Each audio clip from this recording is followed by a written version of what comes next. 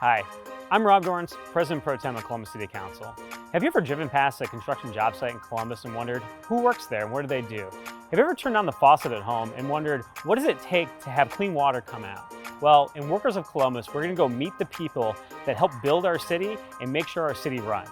We're going to find out all of the exciting careers that it takes to make sure that our city continues to move forward.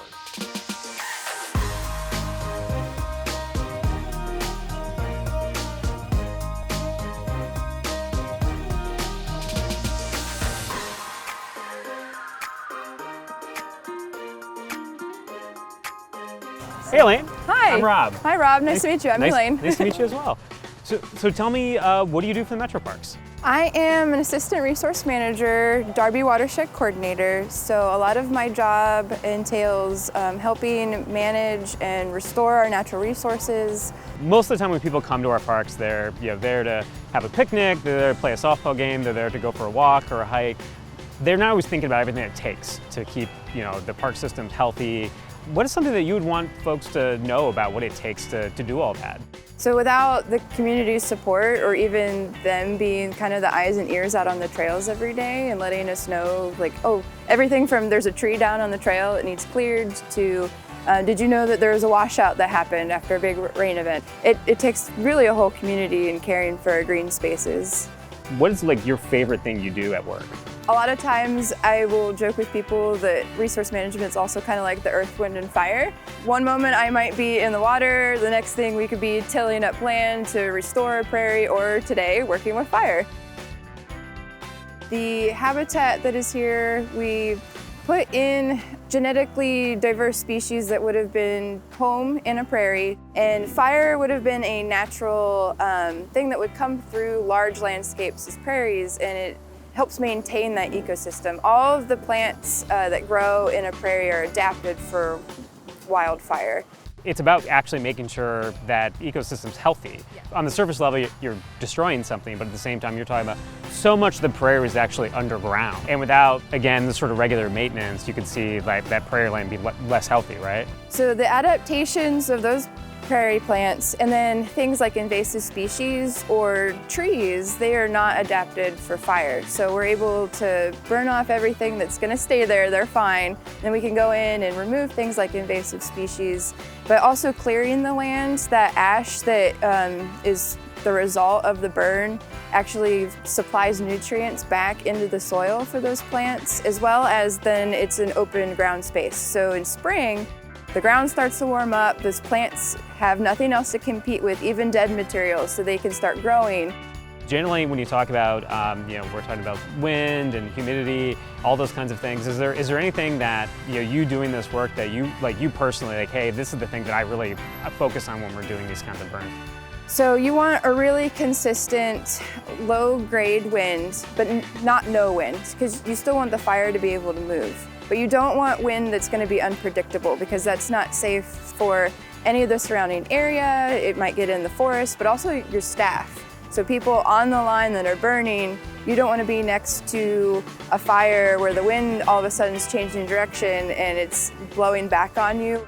It also creates what's called a mixing height in the air. So that's what causes the smoke that's created from the fire to rise to a certain elevation. So that way, when we're in a place like Whetstone Park, in the middle of the city where we're close to highways and houses and things, we're not putting smoke directly down on any particular community.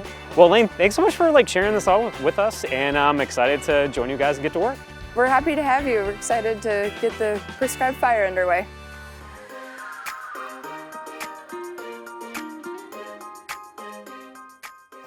Hey, good morning, I'm Rob. Morning, I'm Julia. Julia, great to meet you.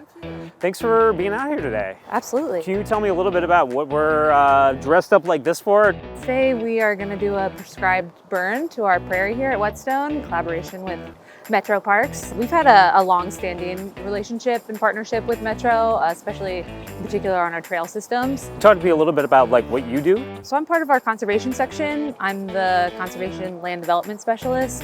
One of my favorite parts of the job is the fact that it's so diverse.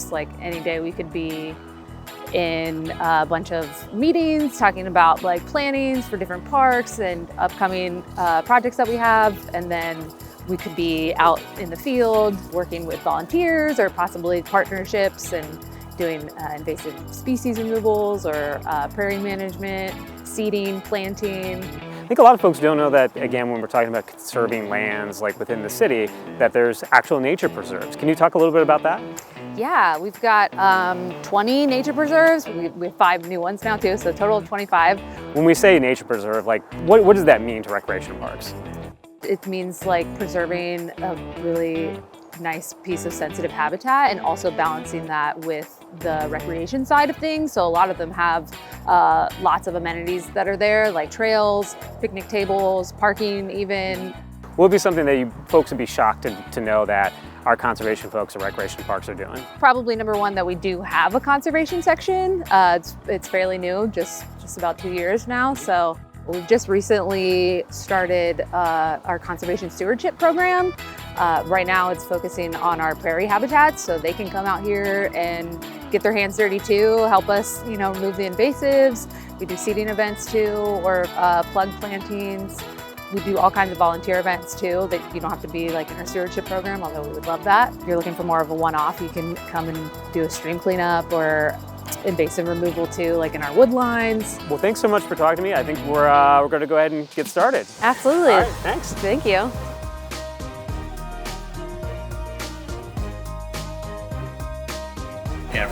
So we've been out here for about 45 minutes. It's really, really cool to watch what is happening here. I think a lot of times when folks may see like a burn like this happening, you think it's sort of just chaos. It's really not. These folks out here know exactly how to do this and know all the different weather conditions that come into what's going on here. And pretty amazing experience to see this up close firsthand. Not only the practice of what they're doing, but sort of why.